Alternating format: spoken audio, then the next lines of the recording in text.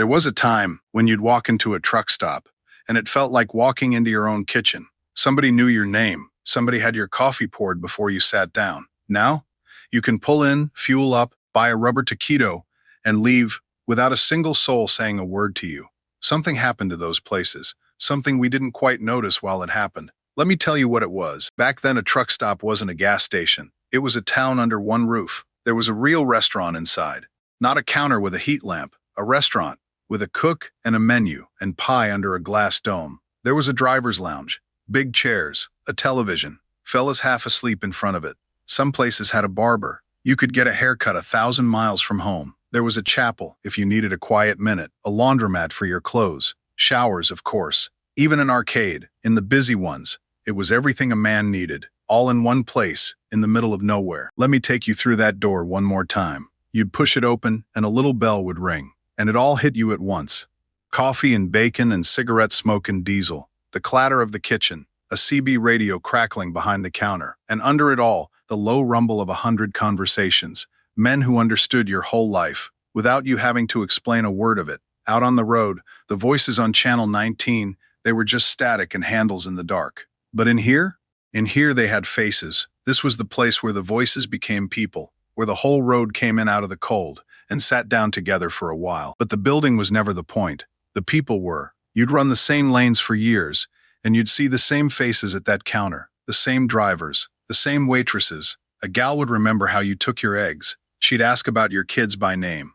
She'd know which of the regulars was going through a hard patch, and she'd slip him an extra roll and not say a word. For a man who lived on the road, who had no front porch, no neighbor, no corner bar, that counter was the closest thing to home he had. And the folks around it, well, they were family. That's not me being sentimental. That's just what it was. So what happened? People want one villain, one bad guy. There isn't one. The first thing that changed wasn't the truck stop at all. It was the driver's time. Back in 1980, they set this industry loose. More trucks, more competition, thinner pay, and it never really recovered. Adjust for inflation, and a lot of drivers today make less than half of what they'd have made in 1980. Less than half. So you chase the miles. You have to. And when every mile is money you're behind on, an hour at the counter isn't a break anymore.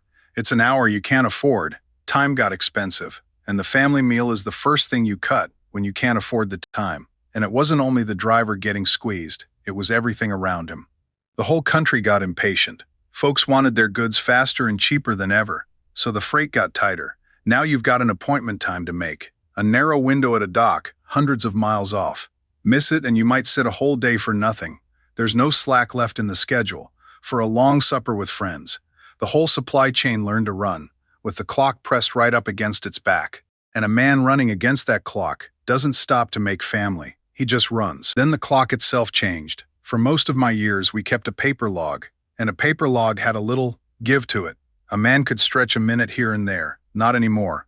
Less than a decade ago, the log went electronic. Now a little box wired to the engine records every second you move. The 14-hour clock starts, and it does not stop. It runs whether you're driving or drinking coffee. So think about what that does. Every minute you sit at that counter is a minute stolen straight off your driving day. The old-timers could linger. We can't. The visit got put on a meter. Then the little places started to disappear. Used to be, truck stops were mom and pop. A family owned it. It had a name. It had a personality. Everyone was different. Then the big chains came through.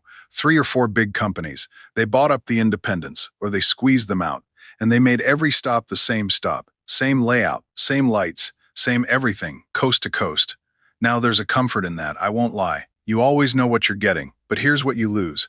When every truck stop is the same, not one of them is yours. You can't be a regular at a place that's identical to 1,000 others.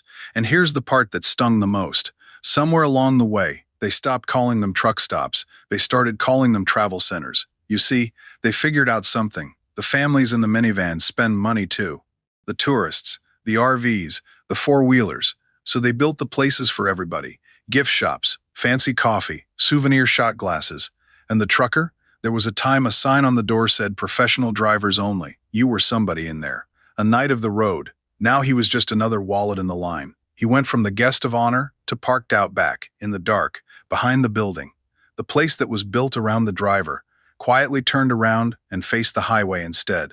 And then they took out the table, that real restaurant, with the cook and the pie.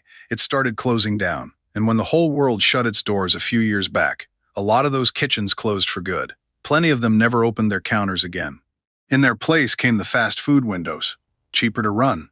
Faster for a man on the clock. Made sense on paper, I'm sure. But understand what that counter was. It wasn't just where you ate. It was where the family gathered. It was the table everybody sat around.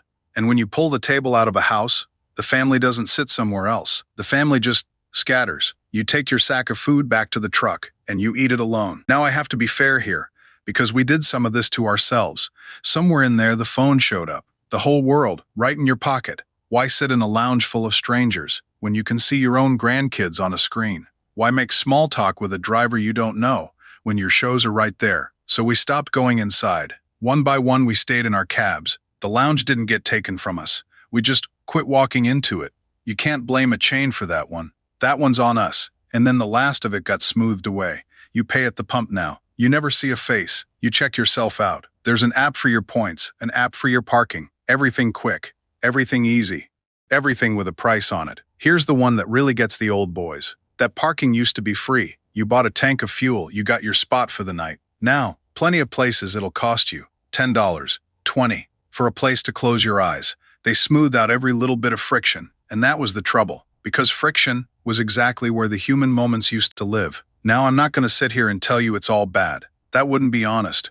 A lot of it is genuinely better. The places are cleaner, brighter, safer, most of them. There's more kinds of food than we ever had. And that phone I fussed about, it means a driver can tuck his own kids in, by video, from 1,000 miles away. We didn't have that. We had a payphone and a roll of quarters. So here's the truth of it. We didn't lose the old truck stop to some thief. We traded it. One convenience at a time. And every trade has a cost you don't feel until years later. So who changed the truck stop? Everybody did. And nobody did. The pay that never recovered. The clock that never stops. The chains that made it all the same. The counters they tore out. The phones we all stared into. Add it all up and you get the answer. The family didn't leave the truck stop. The family got put on the clock. The building's still standing. The coffee's still hot. What ran out was the time to belong there. And here's the thing I've come to understand. When an old driver tells you he misses the truck stops, he's not really talking about the meatloaf. He's not pining for a vinyl stool. He misses the man he got to be there. The man who had an hour to spare, who could sit down, who had time to ask a stranger how his day was going, and time to hear the answer. We're not mourning a building. We're mourning who we got to be inside it. That's what really changed. Not the truck stop, us. But I'll leave you with this. Because it isn't all gone, get off the interstate sometime, onto the old roads, and every now and then you'll still find one, a little independent, hanging on, a waitress who still calls you on, and means it, 2 drivers at the fuel desk, in no particular hurry, just shooting the breeze about the weather and the road. It's rare now, I won't pretend it isn't, but it's still out there. The family isn't dead, it's just gotten hard to find. So here's what I'd ask of you. Next time you pull in, and you've got 10 minutes you don't really have, sit down at the counter anyway, order the coffee, say hello to somebody, ask the driver next to you where he's headed, because the family didn't vanish. It's just waiting on somebody to sit back down. And maybe that's how it comes back. Not all at once. Just one cup of coffee, one hello, one driver at a time. Keep it between the ditches out there. And every so often, stay a while.